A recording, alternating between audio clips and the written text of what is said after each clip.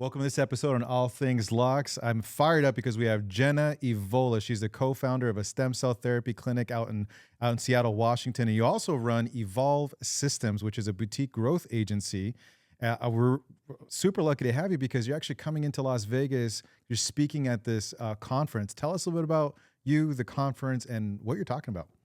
Yeah, so I am someone who came from a corporate background, systems, people, process everywhere, who had a unique opportunity, which I'll probably get into later, to help my husband start a stem cell therapy clinic out in Washington. Yeah. And through that, learned quite a lot about an industry that I had no clue about prior, Right. the healthcare system in the United States. Yeah. And because I came from a different world, I kind of came in as a disruptor. I asked a lot of questions that weren't being asked. Oh, they don't like that. They don't like Yeah. that, right? Questions, what? Why do we do things this way? Why are we still using fax machines? That was one of my questions. Very logical questions, right? Yeah. But, you know, we ended up having a lot of roadblocks, a lot of problems that I now realize almost every small business owner, entrepreneur faces, and definitely in the private medical practice space. Oh, yeah.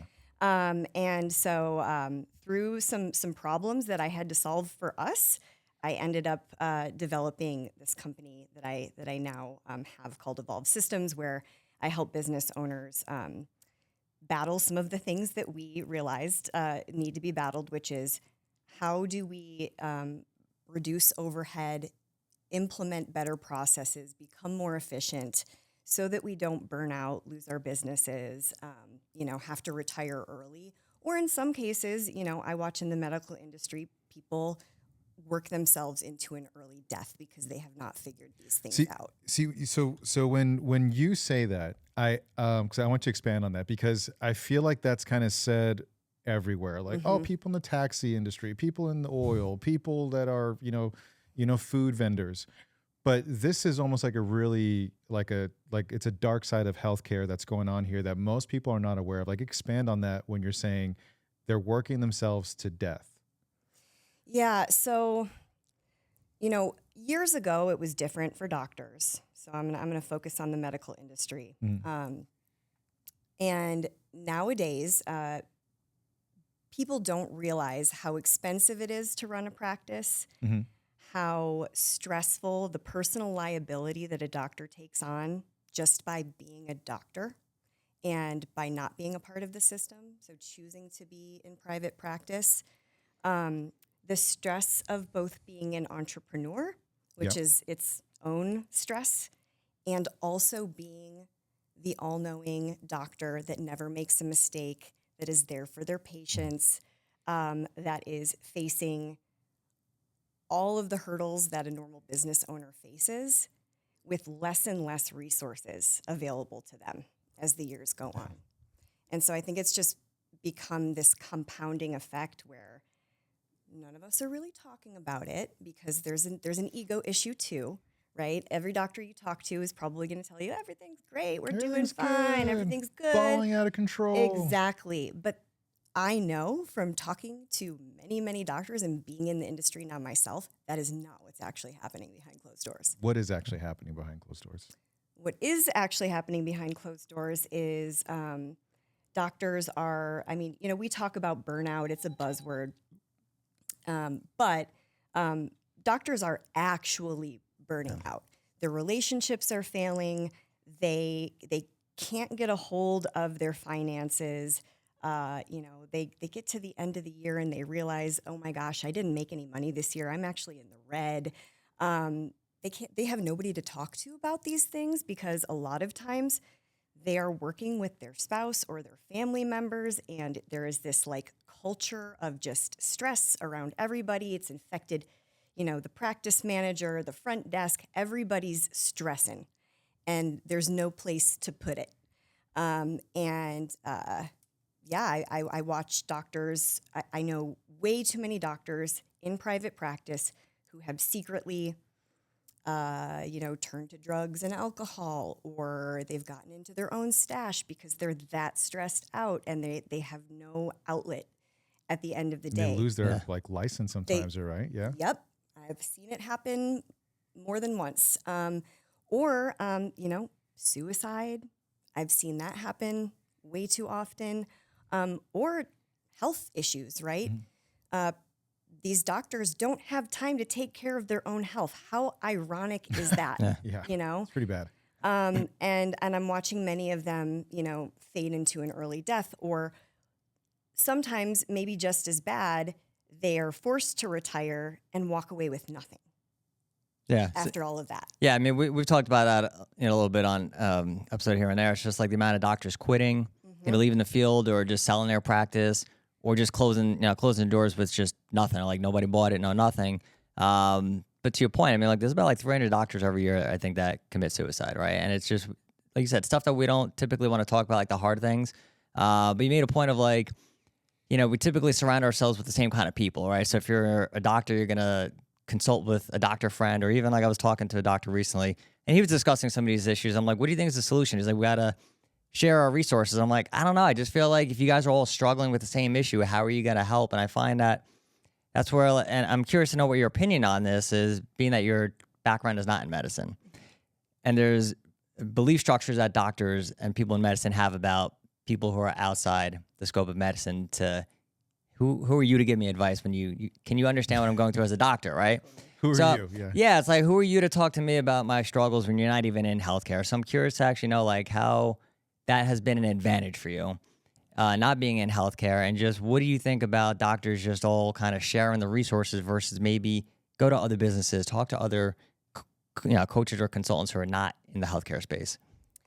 Well, I think that there is a distinctive culture that I see when I go to a conference, a medical conference full of doctors, versus a conference of entrepreneurs across any kind of business you could think of. Actually, the event that I met you at was one of those events where it was just all kinds of entrepreneurs. And the sad thing that I've observed is that in these other industry conferences, I feel that people are much more open and honest about their struggles. They're sharing, they're collaborating, you know, they're being so real about the problems that they're facing. And there is none of that when it's a bunch of doctors in the room.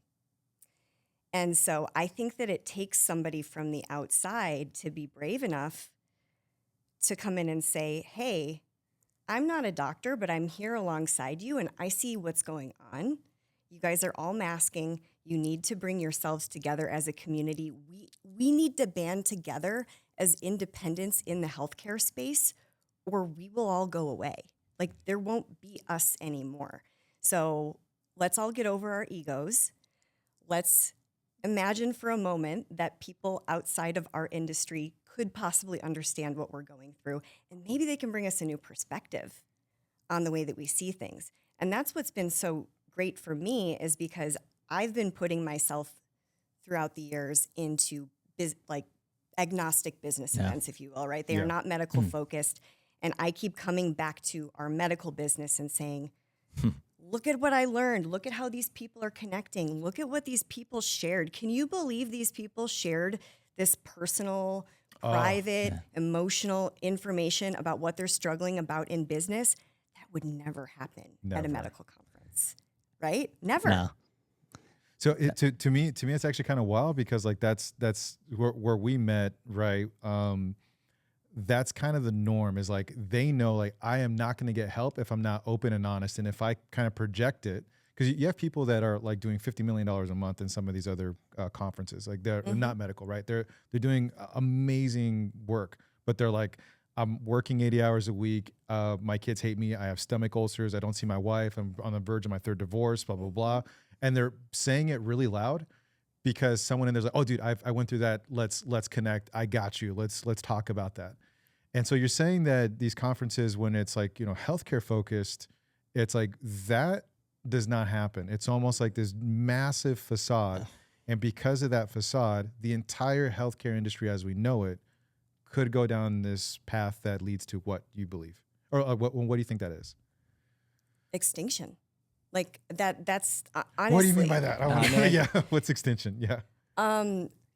Like the extinction of the independent private practice Yes. doctor as we know it.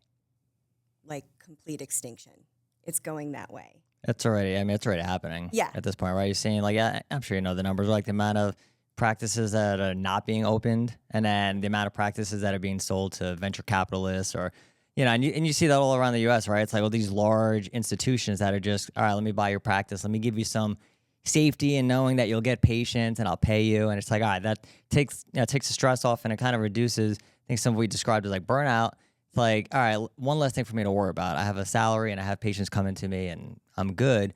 But then it's what is the trickle down effect towards, you know, patient care, right? I think that's the question that we don't typically ask enough.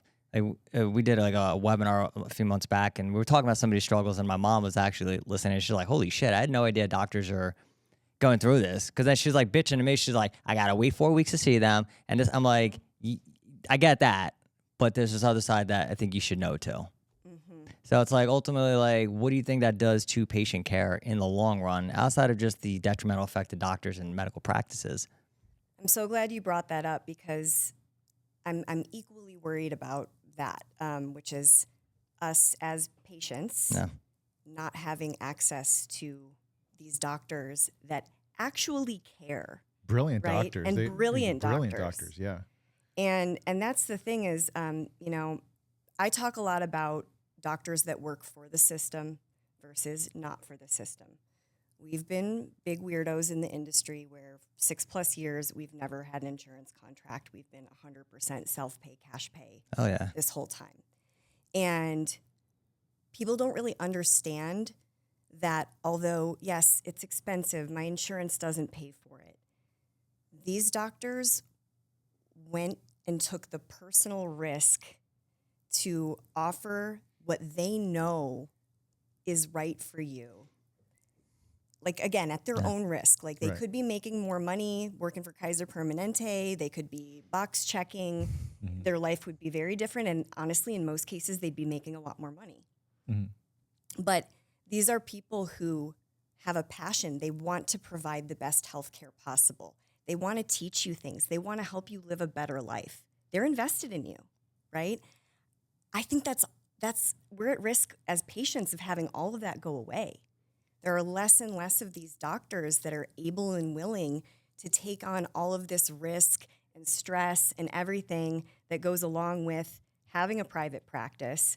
I mean, I haven't even gotten into the fact that, like, there are big entities that do not like what we are doing that we also have to worry about, right? Which is like alternative medicine, providing real health care that heals people.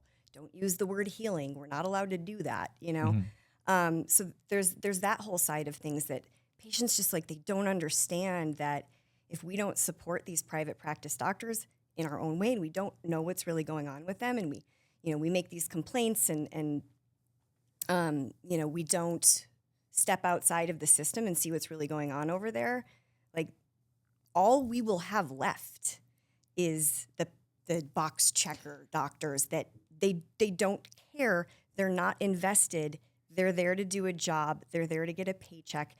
It's the mentality that I think that goes behind it is that passion and that love and the belief in what they are doing in the private practice that we as patients, like, that can't go away for us. Do you see that then when it's appropriate, and especially demographics obviously play a role in this, but do you see that maybe pushing more doctors to go to, like, the concierge kind of model, or just even if they're not doing concierge, maybe just I'm only taking cash and maybe seeing less people, but I can provide that care that I want to do? Yeah, so I'm seeing more and more doctors be forced into that choice. Yeah. Because their reimbursements are shrinking. They have to have 3 or 4 staff members just to handle the billing and make sure that the insurance is paying them. It becomes such an administrative burden just to run things that way that many are saying, okay, well, if I can even keep my practice open, I'm going to have to infuse it with cash pay services. But it is a totally different structure than what doctors are used to in business. Yeah.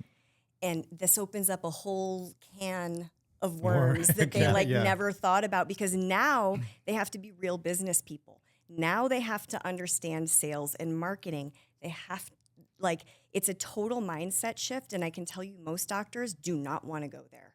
They're like, I'm a doctor, okay? I see patients, I do doctor things. Yeah. I don't want to worry about sales, marketing, operations, all of these things. But if you are in alternative practice, direct primary care, direct specialty care, which is what we are, you have no choice. Yeah. It's also kind of amazing that that seems to be kind of that knee-jerk reaction is like, oh, I'm a doctor, I want to do this. But if they're brilliant doctors, which a lot of them are, and then they've changed that mindset and appreciate that marketing and the branding and the sales side of things and follow up and having a better infrastructure, is like they create supreme separation with their competitors. And if they get that down right, they actually crush it, and they end up having a far better experience, entrepreneurial experience. Going back to kind of what you mentioned with Evolve Systems is like you've gone to different conferences that are outside of healthcare. You're learning a ton of these things. And then so now when you engage with these doctors, where it's like, hey, these are kind of little things we can infuse into your business, where now it's a pressure release, especially around like virtual assistants. Is that right? That's correct. Yeah, that's one of the things that I feel kind of saved our practice, honestly, because one of the many struggles that practice owners face is labor costs rising, right? And there are certain things that need to be done no matter what. We can't get around it. We need somebody calling patients back. We need somebody doing bookkeeping. Yeah. We need somebody doing billing. Like, there are certain things that just must be done in a practice. And, I think the statistic in Bellevue is something like, we went in a 5-year span from the minimum wage being somewhere around $17, jumping up to $24 an hour. It's rough. Depending on what city you're operating in, you might have people expecting the bottom floor for answering your phone to be $30 an hour. And how we that's not can't realistic. Sustain this, right? And that's what we were running into. We were also running into, unfortunately, people who just don't really care. They want to come and they want to collect a paycheck, and they want to complain, and they want to, not show up and not work. I hate to bring up the younger folks, but it is what it is. is what it yeah, is, it's true. right? Yeah. And finding good talent in a small business that can actually help you run your business passionately, but not cost you your entire income as the business owner. It's a very hard thing. So I started looking around at options, because me working 80, 90 hour work weeks just wasn't really working anymore. Those aren't right? those aren't fun. Yeah. Those aren't fun, right? What is sleep, right? And this is how most practices operate, unfortunately. But I looked around and I said, I'm not doing this anymore. I'm done. I have to figure something else out. And I had worked with some agencies, marketing agencies, that burned me. That I knew that they were using virtual assistants, and I knew what softwares they were using. And so I just went out and replicated it, did it myself. Right. I was like, great idea. I'm going to take it in-house. Can I ask you further on that? When you say when they burned you, I think of literally 1,000 different things. So when so you with your clinic and that happened, what occurred that doctors should be wary of, so that way they can catch that on the front end? So doctors get into reactive mode, I need more. I need more. Just shaking. I need more patients. So this ad agency just contacted me, and they said they can get me 20 new patients a month. They're going to run some ads for me, and they're like, here's $15,000. Please fix my problem, right? And this happens over and over again, and I believe there's a couple things going on here. Reactivity mode is never a good place to make decisions from, but that's kind of how it goes most of the time. The doctor or the practice manager usually does not foundationally understand sales, marketing, advertising at all. And so there's this gap. They don't understand what they're buying. There's no foundation or strategy backing up whatever, advertising campaign or lead gen campaign, whatever they're doing. And in my case, I mean, I had come from a 10-year marketing background. I thought I could lead this project. I thought I knew what was going on. I got this. Step aside. I got it. Yeah. Embarrassing, not so much. It turns out that's a whole different world, and I think it's that gap. I think it's the business owner, the practice owner doesn't understand the foundations. They're buying and attracting the wrong type of marketing, the wrong type of lead gen. And they never had foundations, systems, or strategies set up first, and then they get themselves into trouble. And that's what happened with us. We didn't have any foundations, strategies, systems. We were in reactivity mode, and we were just like, we need patience. So we started. Now we need systems. Yes, yeah. Now we need patience. Yeah. Exactly, and that's the problem that I see a lot of practice owners face, and then they think marketing and advertising it's a scam. It's a scam. It doesn't work. I just don't do it anymore. Just give up on it, and that's the wrong way to go. One thing kind of sandwiched in between all that of like going from like operation systems, marketing, and back and forth, and patient acquisition and everything else is that there's collateral damage that happens there, and this is like with any other business. And one thing you were mentioning is like the primary collateral damage is the personnel. Is the staff where like now they're getting burnt the hell out, learning a new system, scratch that, back and forth, now this, now that. And that is one of the biggest pain points, am I right, around finding talent, acquiring them, and not having this constant revolving door. Absolutely. What I see in a lot of practices across the country right now is like the practice manager is calling the insurance company, getting pre-authorizations while making Instagram posts, responding to Yelp reviews. They're also doing the bookkeeping, and, patient just walked in the door and wants to ask a random question, and that's on them too. So like all day long, their attention is being pulled in 80 different directions. 79 of those were probably not things that they should have technically been managing anyway, but who else is going to do it? And this is where VAs come in. This is where sourcing talent out of the Philippines to backfill those types of things can be revolutionary for a practice. How does that, you talked about the, at least in Washington, we've seen it in like California and New York, some of the states that have a higher, minimum wage, but just in general, like you noted, getting people that are important to an organization, like front desk, back end people, where you maybe come in making like $22 and then it seems like 3 months later, can I make $30 an hour now? And you're like, what the hell are you talking about? But then a lot of offices don't seem to really put a lot of focus on hiring the right talent for those positions, right? It's like, they're replaceable, so just get somebody. So how do you kind of see that as it relates to not just operations, but overall, like just brand? Because I feel like I can't be the only person who has had a patient say, I love my doctor, but I hate the front desk, or, stuff like that. So what would you say, like if I was a doctor, like, all right, this is why you actually need to make the front end and the back end as important as the providers you bring on? Yeah. So if you are offering cash pay services of any sort, where somebody has to dig into their own pocket and not think about insurance paying for it, and they make that decision to buy healthcare from you. Yeah. They have a different expectation of customer service. They have an expectation of speed. They have an expectation that you are going to make it easy for them to book an appointment, to get the information that they need. This is all just as important as the bedside care that the doctor gives, but unfortunately, it's not usually seen that way. And then the doctor's walking around going like, why are people unhappy? Why was revenue down this last month? Well, that's the reason. I mean, and we've documented this. Like, speed to lead is very important. If you don't have somebody picking up the phone or responding via text message to people within like 2 minutes, they have moved on. Mm-hmm. How is your staff going to deal with the patient in front of them and also be on the phone at the same time, offering the highest level of, ease, speed, customer experience? So I think that's a really good combination of like that the people that win are the fastest with the highest standard of customer service in that field. Like just by having those two things, it's a magnetic pull into your clinic.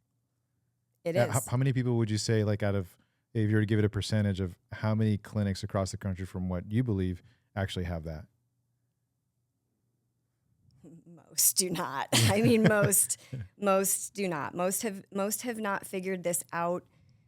And I would say most of the time it's because they've never been introduced to a new way to actually backfill that talent. Because I think a lot of practice owners, like, they know that they should be doing these things. They know that they need this, but they're like, well, who's going to do it? I can't afford to hire the talent that I know would probably be needed to do this job well. And that's why sourcing out of the Philippines can be such a game changer, because these people have the skills, they have the talent, they're professionals in their own right, but you might be paying them $8 an hour versus $30 I know, an those hour. are like 90s, like, wages from the 90s. So here's what I'm actually hearing is that the vast majority of clinics across the country are not even remotely close to doing this. And to do it is very easy, and it's cheaper than what they're doing. And if they do activate and integrate something like that, it's going to create vast separation between themselves and their competitor. Absolutely. That seems like such a big no-brainer. What do you think could be some of the biggest holdbacks of that? Is it education? Is it something else? Oh, That's like such a no. That's like such a no-brainer. Great question. I think it's a few things. Number one, I think there's a mindset that has been taught, learned.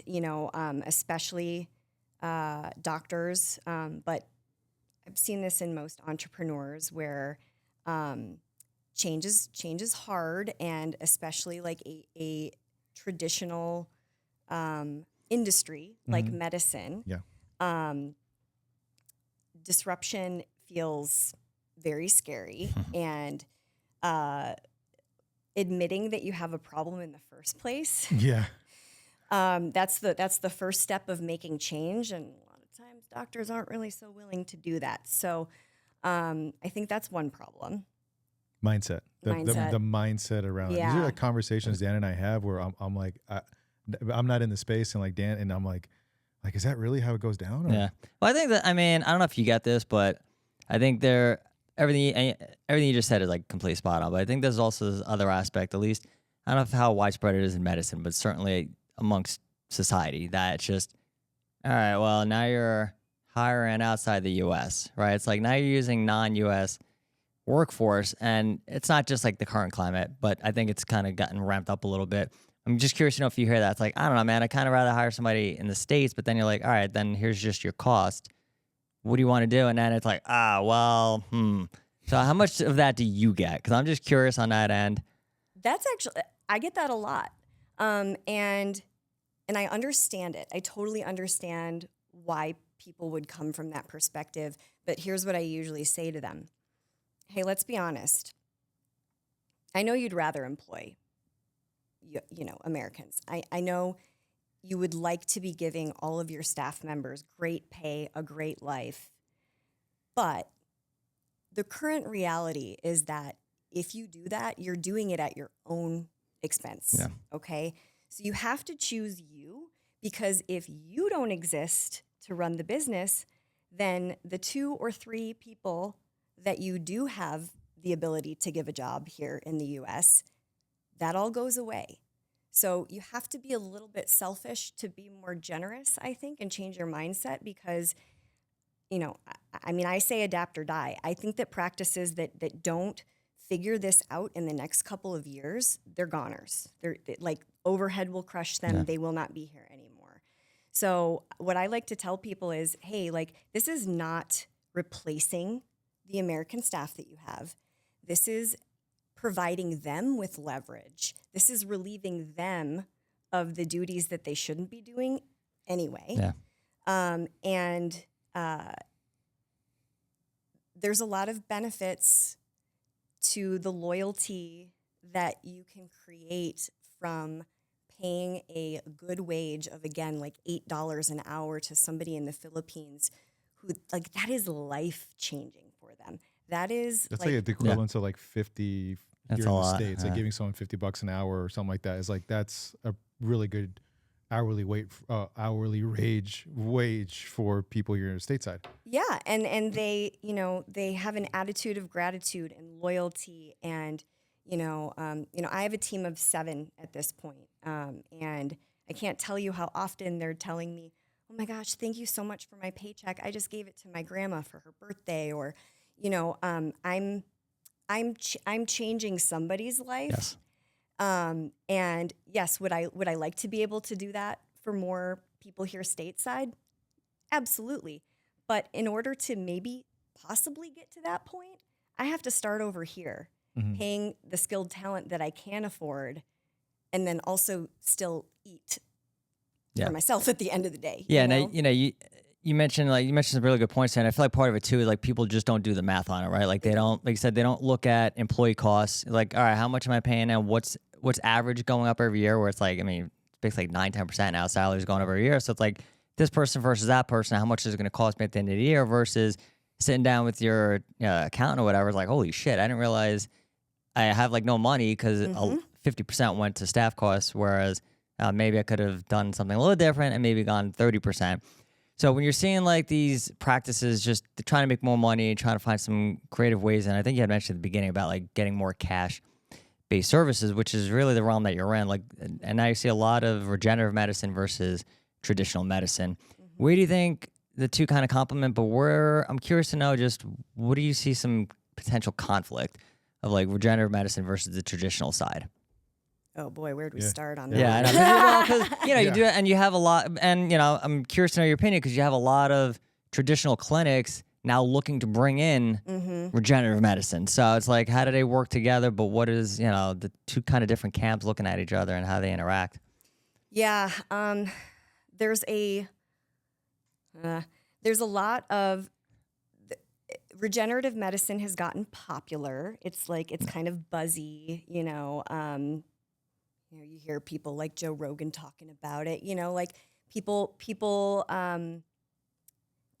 are interested in it, and likewise, providers are interested in it. Now, one thing I see happening is that there's quite a lot of training that really needs to be done. Yeah, it's like hopefully. Yes, hopefully. Yeah. For someone who opens up a clinic and says, I am a regenerative medicine expert, right? Unfortunately, what I see happening is a lot of charlatans are being attracted to the space. They see it as a moneymaker. They are good at marketing. They can buy stem cells from a bottle, and then they can say, hey, I'm a regenerative medicine expert, and they are just cash grabbing. And unfortunately, those people, I think, are kind of tarnishing the name of a very good industry. Because, all the docs that I'm about to go speak in front of, they're the real ones. I mean, they have been studying and practicing regenerative medicine for years. It is their thing. They are actually true experts. But, pharma reps now come into any old clinic and they say, hey, buy my PRP kits, buy my stem cells from a bottle. And these doctors, they're like, cool, this is a way that I can bring a cash pay service into my clinic. Amazing. But they don't know what they're doing. And they're lying to patients because they don't know what they're doing. They're learning from salespeople. Like, they're literally learning from the rep that came in and shared the device with them, or that they bought the device from, that they're using to process the stem cells or the PRP. And so there's a lot of problems in the industry. So I just want to say, if you're a patient and you're looking into regenerative medicine, please qualify your provider. Like, ask a lot of questions. Yeah, how the hell do they know, right? Because again, like if you're looking at any clinic or organization, institute, you're doing what everybody does, right? You go on Google, you're reading reviews, you go on maybe Instagram, TikTok, you're seeing, and it's like, all right, this looks reputable. So what does the difference look like that maybe you see? Like, obviously we know the qualifications, but it's like, all right, our clinic versus yours, you're the charlatans, I'm the professional ones. What are patients? What would they see that it's like, all right, that should stick out and kind of tell you that maybe you shouldn't go to that clinic?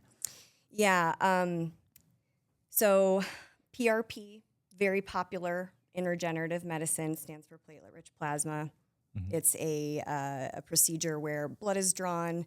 The platelets are concentrated, platelets and growth factors, and then, injection of precise injection back into like a knee or something like that to regenerate and, make it heal, make it feel better.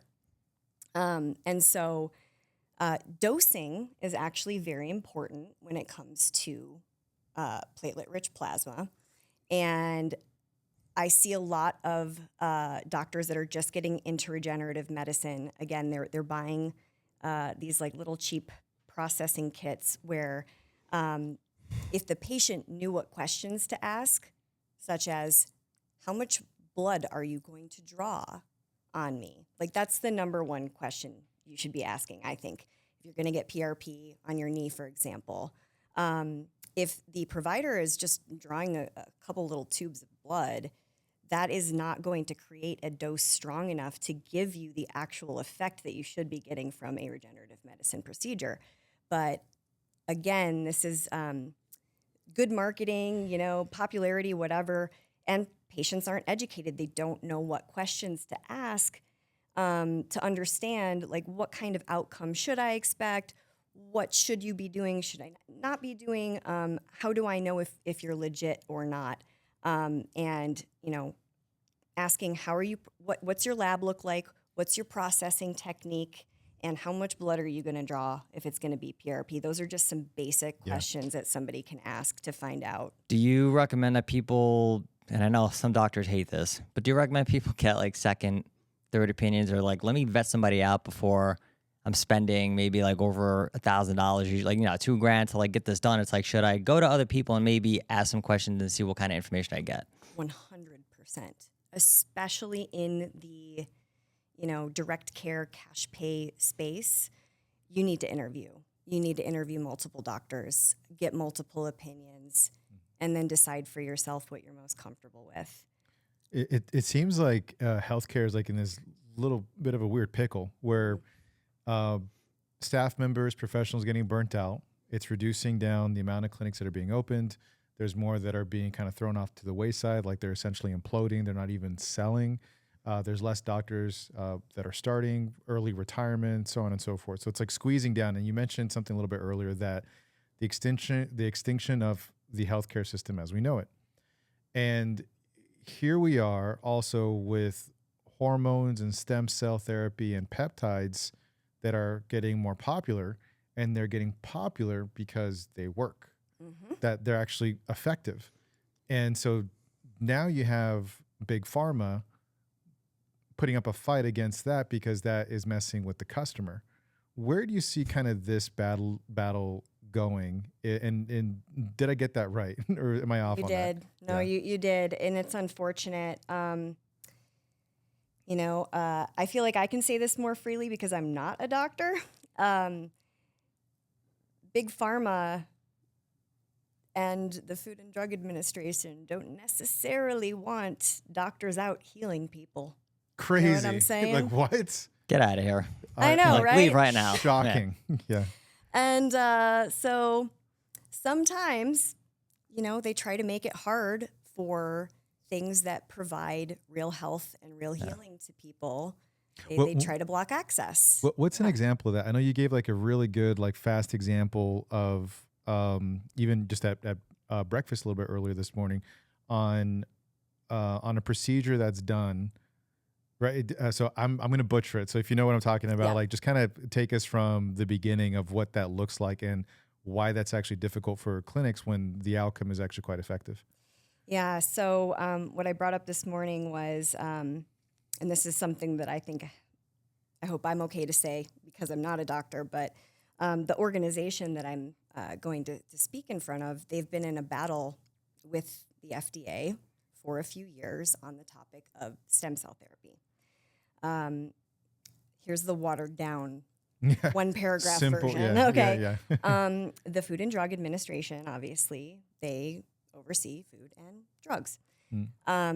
They have tried to put a halt on doctors being able to perform stem cell therapy because their claim is that when a doctor removes stem cells from your own body and puts those stem cells through any sort of process, a common process is we get stem cells from fat, and the stem cells are enzymatically, like the fat layer is enzymatically digested off of the stem cell, releasing them and allowing them to be used for your knee or put in your vein as a IV therapy.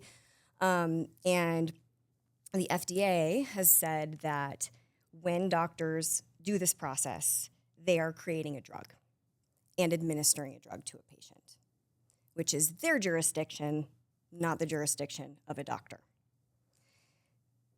So they go into my body, pull out things that are in my body, and then take it out, put it into another area of my body, and it's a drug. Yeah.